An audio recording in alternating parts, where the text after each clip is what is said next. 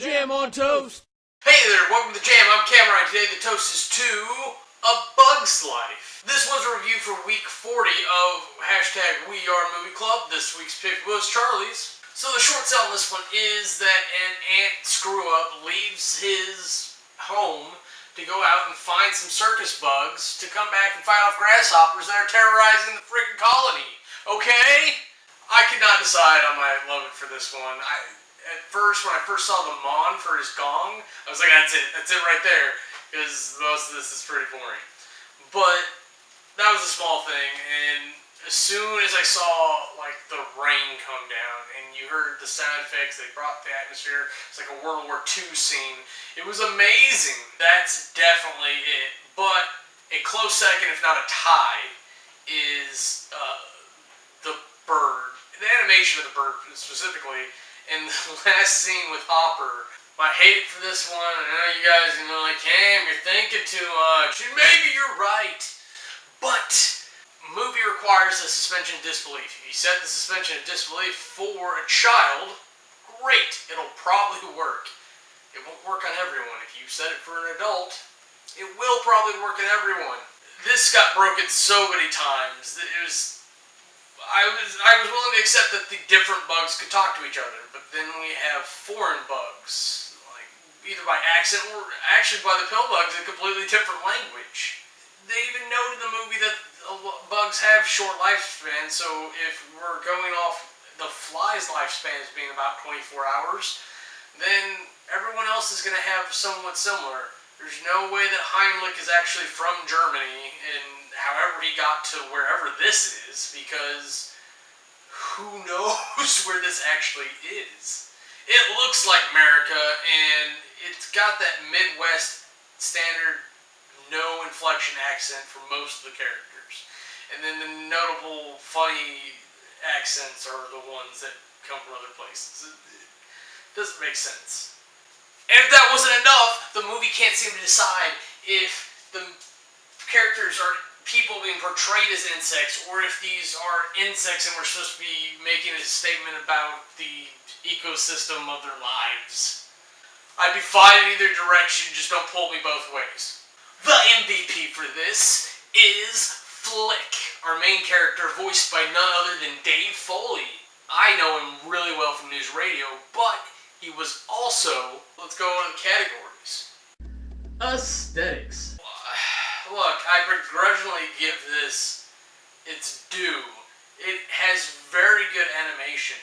The graphics are pretty spectacular. I don't particularly like what they did with them. I think Heimlich looks like the most ridiculous thing ever. But they did very well in animation. I just think it was misused for the most part. You see them gearing up, it looks like almost for Finding Nemo. They're doing a lot of stuff with liquids instead of having like a jar, a cup that may or may not be empty like they do in some things. They give them droplets of water. They actually had scenes where droplets of water would envelop characters and they had to break out of them. The rain was amazing. Just seeing that wall come in, oh my gosh. Even the fake bird was amazing, having all those leaves on there and making them look realistic and behave realistically. That was pretty exciting to see, honestly. And that bird was my favorite character in the entire movie. He looked awesome. I have this huge thing for scale. Maybe I had a crush on Tinkerbell for a while there at some point. Hey baby, you like it when I hold your wings? Look, I didn't use the one where she's smaller. But I really do love scale. I love the idea of being tiny and having normal things be giant-sized. I've never been a fan of giant-sized things with normal-sized people for whatever reason. But Honey, I Shrunk Your Kids is probably to blame. I love that scale. I love seeing normal things as giant-sized, and that bird was awesome. It was the closest I've ever seen to real-life dinosaur, I guess in a computer generation animation. Aesthetics gets a 91. Character development. Ugh. It seems like every single character had a scene where they're just like, "Ooh, I'm the hungry caterpillar. I'm the gruff and greedy circus manager. I'm the dude that looks like a lady." But we get this short burst of like exposition from each character just to kind of introduce them and label a stereotype with them, because they're kind of a unique stereotype, but it's a stereotype that's given to you to make assumptions on the character later in the movie. So there's not a lot of character development in the middle. We get the early stuff in early, we got the circus bugs within a half hour. From then, we know that everybody's telling lies to each other. Oh, we got a shocking reveal that no one saw coming. Because it's just one thing after the other of the same type of nonsense. We put a small turn on it each time. It's kind of formulaic, but it works. It's going to do the job for kids. I'm just not going to be a particular fan of it because it's not great. It's not consistent. We don't have like the redeeming moments at the end. It's like, oh, the bumbling hero is going to be the bumbling hero and save the day at the end, right? The damsel in distress is going to be in distress and get saved by the bumbling hero at the end, right? The evil villain is going to be foiled by the bumbling hero and not get the damsel at the end, right? Granted, the Bird's character was kind of amazing. I'll give you that. Character development gets a 65. Storyline. I'll be honest, I didn't find much more of a story here. It feels like they didn't know what they wanted to write. They've got this whole Bugs thing going. They made it a gangster protection movie, but the gangsters are bikers, which is not the first gangsters I go to. I think like film noir, mafia style type gangsters. So like we get a little bit of that, which is just a little confusing and weird in my head, but let's move past that. With all the lies going on, it's a very confusing story, and it's supposed to be, it's designed like that because they're trying to confuse the other people. That's what they're doing, but it becomes kind of a weird cross between like Employee of the Month, New Guy, and Robin Hood. The fact that I'm having this discussion is not a good sign. It didn't feel like its own movie. It felt like it was pulling from too many things, being very formulaic, and somebody was behind the screen going, oh, good, go. No one will notice. It's a kid's movie. You can't enjoy the story.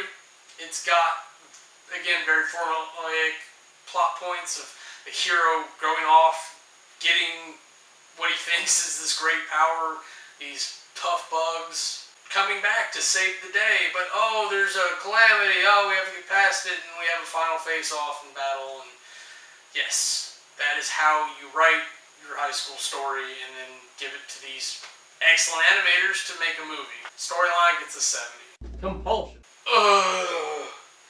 I'll be honest, I was really bored through most of it. I was trying to watch it. I was actually trying to dedicatedly watch it, but I'm like, oh, it's pretty. Why'd they shape it like that? They put all this work into this. Why'd they make it look like that? And I'm trying to pay attention to it for the review, and I'm just up in my head. I wasn't in the story. It didn't draw me in. It didn't pull me like movies should. And sometimes just by reviewing a movie or watching it to review, you can just ruin it for yourself. And I think this is kind of in that category. I think ultimately it's got decent attributes. It's a good overall movie. It's enjoyable, but you have to just turn off and zone out in it, and maybe you get that little bit of immersion. You can relate to the characters a little bit better, and you don't have to worry about everything that's going on.